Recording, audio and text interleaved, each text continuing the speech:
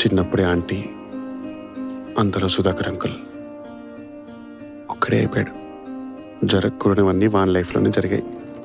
నాతో నేనే, నా కోసం నేనే అన్నట్టు తెలియకుండానే సెల్ఫిష్ అయిపోయాడు. ఏం చేస్తుంటావు నువ్వు? Theatre artist. 10 సినిమాల్లో సగం క్యారెక్టర్ ఇచ్చారా? ఫస్ట్ సినిమా సూపర్ హిట్ అయింది, నాకు తప్ప ఇంకేం అవ్వట్లేదు సార్. ఢిల్లీ కళారంగ మహోత్సవ్ పేరున్నావా? నేషనల్ రేంజ్ ఈవెంట్ అది. అంతకంటే అవకాశమా? అక్కడ నేను షో చేస్తున్నా. ఈ షో చేస్తే నీ రేంజే పెరిగిపోతుంది. ఒక 6 లక్షలు రెడీ చేసుకో సార్. మా ఊరు వదిలిపెట్టి నేను 50 సంవత్సరాలైంది. అక్కడ నాకు 6 acres ల్యాండ్ ఉంది.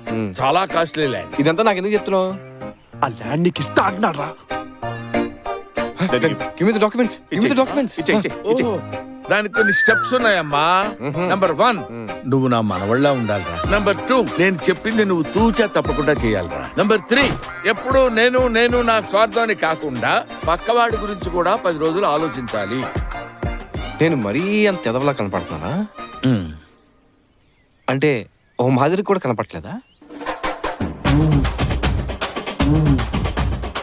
ఇది ఇల్లా ఇంత భయంకరంగా ఉంది? తాతగారు, ఆ ల్యాండ్ అద్భుతంగా ఉంది.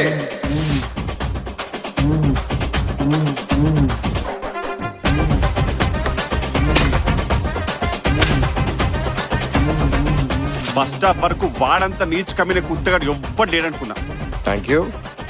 ఇంటర్వ్యూలో వచ్చాక తెలిసింది, పోతా 10 నంబరి, తాత 100 నంబరిని.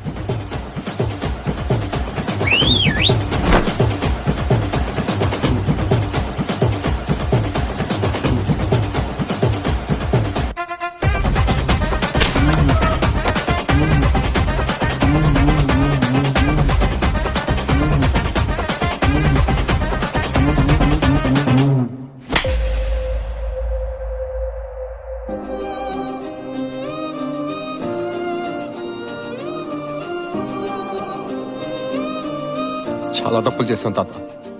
ఎలాగో దాన్ని సరిదిద్దుకోలేను. మళ్ళీ తప్పులు చేయకుండా చూసుకుంటాను చాలు.